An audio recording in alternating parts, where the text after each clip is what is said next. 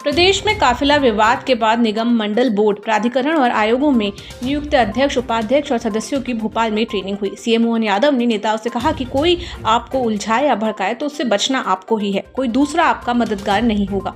CM ने कहा, आप खुद जवाबदार हैं। सोशल मीडिया हर चीज को बारीकी से देखता है, हमारे फैसलों पर तीसरी आंख भी नजर रखती है। पहले 1-2 महीने काम को समझें और सीखें। काम में डूबेंगे तो रास्ता भी मिलेगा। नियम कानून के दायरे में रहकर काम करें।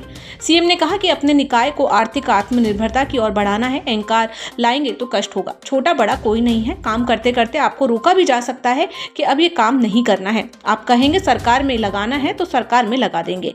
आप कहेंगे वापस दे दो तो वापस दे देंगे।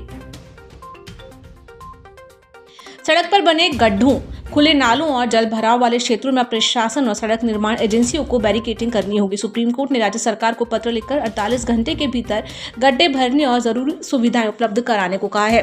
मुख्य सचिव को भेजे पत्र में supreme court committee of road safety ने 2 महीने में रिपोर्ट मांगी है। बारिश में ऐसे स्थानों पर रात में प्रकाश व्यवस्था रखने के निर्देश भी दिए गए हैं ताकि सड़क हादसे न हो। प्रधानमंत्री नरेंद्र मोदी की ईंधन बचत अपील का असर अब जनप्रतिनिधियों पर भी दिख रहा है। इसी कड़ी में केंद्रीय राज्य मंत्री सावित्री ठाकुर सोमवार को धार में एक बैठक में शामिल होने के लिए ई रिक्शा से पहुंची। उन्होंने बड़े काफिले का उपयोग नहीं किया। धार महू लोकसभा क्षेत्र से सांसद सावित्री ठाकुर सोमवार को बिना बड़े काफिले के धार स्थित सर्किट हाउस पहुंची थी। वहां से वे सीधे कलेक्टर कार्यालय में आयोजित बैठक में शामिल होने के लिए रवाना हुई। लोकायुक्त इंदौर की टीम ने सोमवार को धार जिला शिक्षा केंद्र में पदस्थ जिला परियोजना समन्वयक प्रदीप कुमार खरे को 1 लाख रुपए की रिश्वत लेते हुए रंगे हाथों गिरफ्तार कर लिया। उन पर निर्माण कार्यों के पूर्णता प्रमाण पत्र पर हस्ताक्षर करने के एवज में 17 लाख रुपए की रिश्वत मांगने का आरोप है।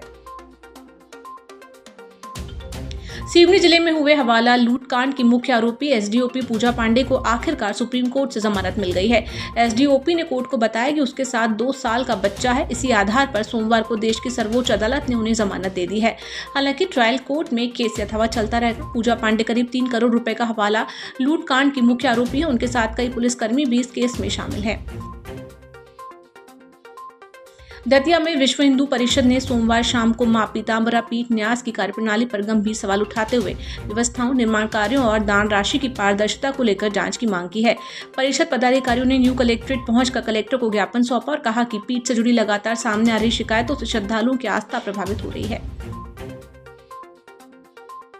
प्रदेश में सोमवार को सीजन की सबसे भीषण गर्मी दर्ज की गई। मई में पहली बार पूरा प्रदेश तेज लू और झुलसा देने वाली गर्मी की चपेट में रहा। छतरपुर के खजुराहो में तापमान 40.8 डिग्री सेल्सियस तक पहुंच गया। ये मौसम विभाग के रिकॉर्ड में अब तक का दूसरा सबसे गर्म दिन है। इससे पहले 29 अप्रैल 1993 को यहाँ अधिकतम तापमान 40.9 डिग्री सेल्सियस दर्ज किया गया था।